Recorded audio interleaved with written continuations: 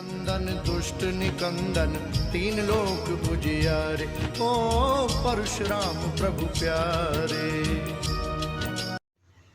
ब्राह्मणत्व की भावना से ब्राह्मण उत्थान का कार्य करते हैं कासगंज से पंडित उमाशंकर पांडे जी।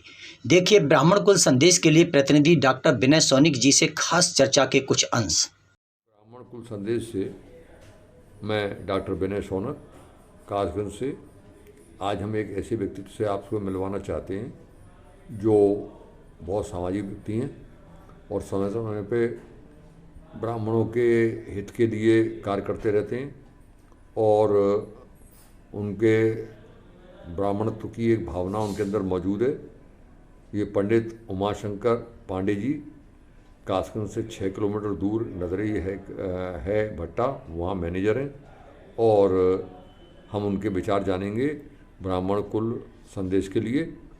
तो पांडे जी आप अपना पूरा परिचय जो है वो दीजिए। मैं उमाशंकर पांडे भट्टे मैनेजिंग का काम करता हूँ, जो यहाँ से कासगंज से 6 किलोमीटर दूर है नदरई पर। हमारे यहाँ का उत्पाद जो है बहुत ही उत्कृष्ट उत्पाद है और वहाँ पर कार्य करते हुए मैं अपना जो है जो भी ब्राह्मण लोगों के संबंध में कोई उनकी सेवा, उनका कोई भी हित की बात, उनके लिए कहीं कोई रियायत जो भी संभव होता है वो कराते हैं। मेरा मोबाइल नंबर 9045170145। मैं एक बात थोड़ा सा आपसे जानना चाहेंगे हम कि ब्राह्मण एकता में जो चीज़ आप बातें महसूस करते हैं वो क्या है, वो बताएं।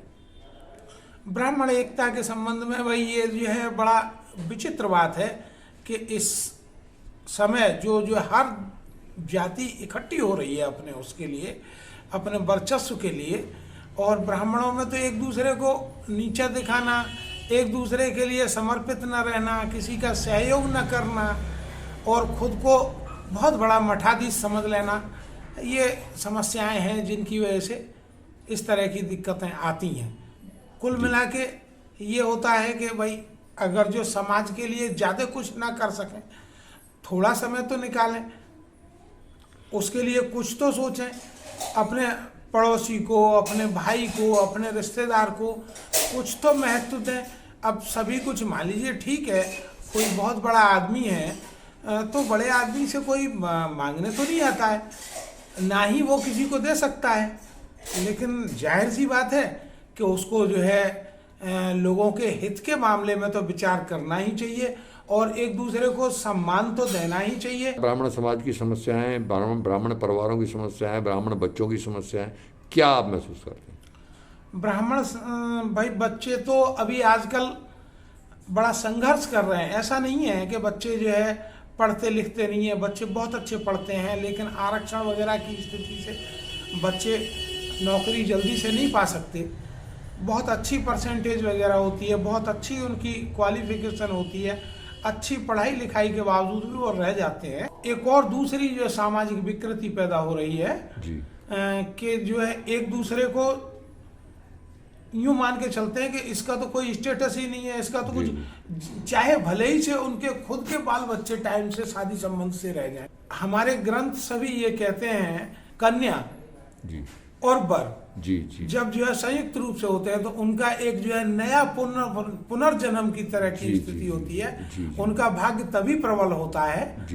तो समय से कम शादी संबंध तो कर ही देने चाहिए और यदि नहीं करेंगे तो जो हो रहा है वो होता रहेगा। कोई किसी के साथ भाग रही है, कोई किसी के साथ भाग रही है, कम से कम इससे तो जो सामाजिक मर्यादा का भी नाश होता है और अपनी स्वयं की भी जो है इज्जत लोगों की नज़र में खराब होती है, उससे तो जो है राहत मिलेगी। ब्राह्मणों में संस्कारों की कमी के बारे में कुछ आप कहेंगे?